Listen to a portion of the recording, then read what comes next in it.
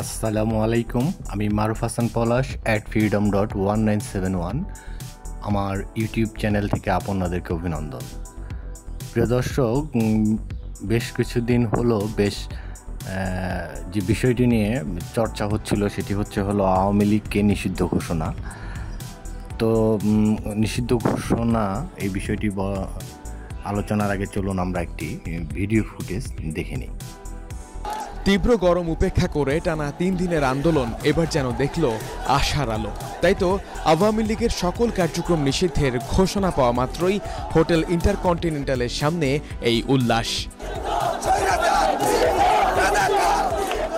যদিও আওয়ামী লীগকে দল হিসেবে নিষিদ্ধ ও জুলাই গণহত্যার বিচার না হওয়া পর্যন্ত রাজপথে থাকার ঘোষণা, অর্থাৎ আওয়ামী লীগকে নিষিদ্ধ ঘোষণা নয়, আওয়ামী লীগের সকল কার্যক্রমকে নিষিদ্ধ ঘোষণা করা হয়েছে। তো চলুন এরকম আর একটি ভিডিও ফুটেজ দেখে নিই, যেখানে আওয়ামী লীগের কার্যক্রমকে কেন নিষিদ্ধ ঘোষণা করা হয়েছে।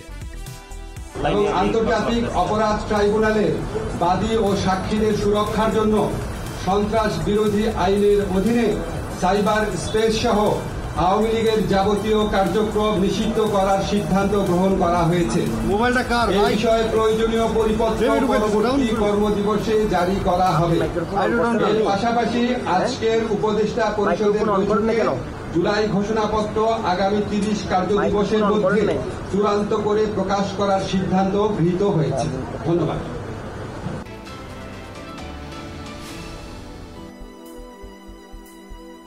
দর্শক, ঘোষণাটি শুনলেন তো। সংবাদের শেষে লাল মার্কিং করে যা বোঝাতে চেয়েছি দেখুন, একটু ভালো করে খেয়াল করে। উনি যখন যে ঘোষণাপত্রটা পেশ করেন, ওনার সামনে যে মিডিয়া মাইক্রোফোনগুলো ছিল সেগুলো আপনাদের পরিচিত কোনো মিডিয়া কিনা কমেন্টস করে জানাবেন। আমি অবশ্যই এই মিডিয়াগুলোকে চিনি না। তো যাই হোক, খবর যেমনই হোক, খবরটি হলো আওয়ামী লীগ তার সকল কার্যক্রম, আওয়ামী লীগের সকল কার্যক্রমকে স্থগিত ঘোষণা করা হয়েছে।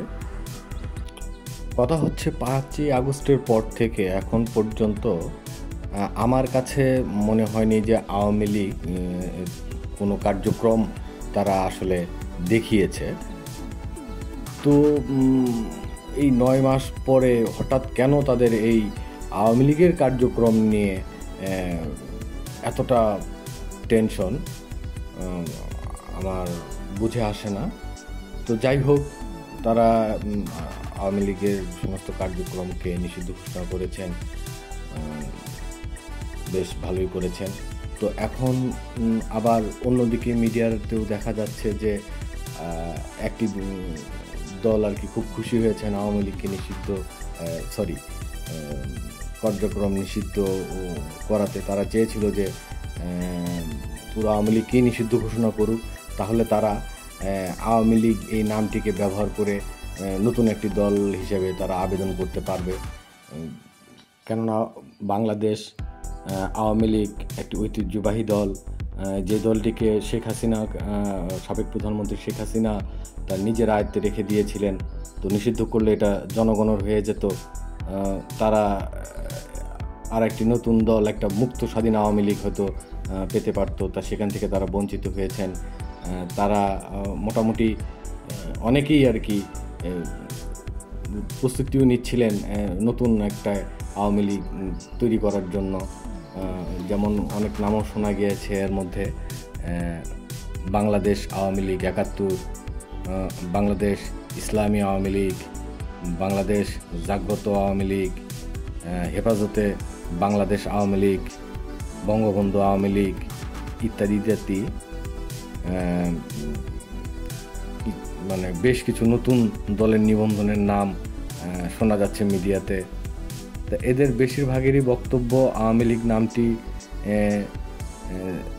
সেলফিশ সাবেক প্রধানমন্ত্রী শেখ হাসিনা সব কিছু নিজের করে রেখে দিয়েছিলেন। আওয়ামী লীগ নিষিদ্ধ হলে তখন আর শেখ হাসিনা আওয়ামী লীগ শব্দটি নিজের বলতে পারতেন না বা পারবেন না। এই নামটিকে তারা এখন থেকে স্বাধীনভাবে ব্যবহার করতে পারবেন, ইত্যাদি ইত্যাদি বহুত আলোচনায় হচ্ছে। তো প্রিয় দর্শক,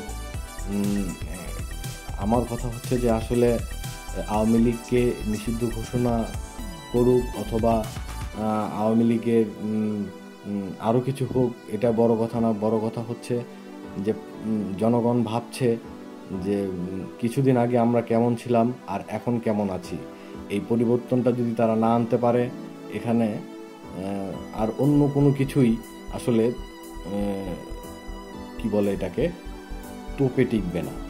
তো আজ কার্যক্রম বন্ধ করতে হলে সাবেক প্রধানমন্ত্রী শেখ হাসিনার কার্যক্রম বন্ধ করতে হবে, কারণ উনি 5 আগস্টের পর থেকে এখন পর্যন্ত কার্যক্রম হিসেবে যে অডিও বক্তব্যগুলো দিয়ে যাচ্ছেন তাতে পিলে চমকে যাওয়ার মতো, এমনকি গা হিম হয়ে যাওয়ার মতো। অথচ বাংলাদেশে আওয়ামী লীগের কার্যক্রম নিষিদ্ধ ঘোষণা করলো, যেখানে আওয়ামী লীগের কোনো কার্যক্রমই চোখে পড়ছে না। নিষিদ্ধ করতে হয়, আমার তো মনে হয় এই প্রধানমন্ত্রীর এই শেখ হাসিনার এই বক্তব্য কার্যক্রম বন্ধ করুক। যদি বক্তব্য কার্যক্রম বন্ধ করতে পারে তাহলেই বোঝা যাবে যে তাদের এই আন্দোলন সফল হয়েছে, নচেত আসলে এটা শুধু লোক দেখানো ছাড়া আর কিছুই নয়। প্রিয় দর্শক, আজ এই পর্যন্তই। আবার নতুন কোনো টপিকস নিয়ে আপনাদের সামনে হাজির হব।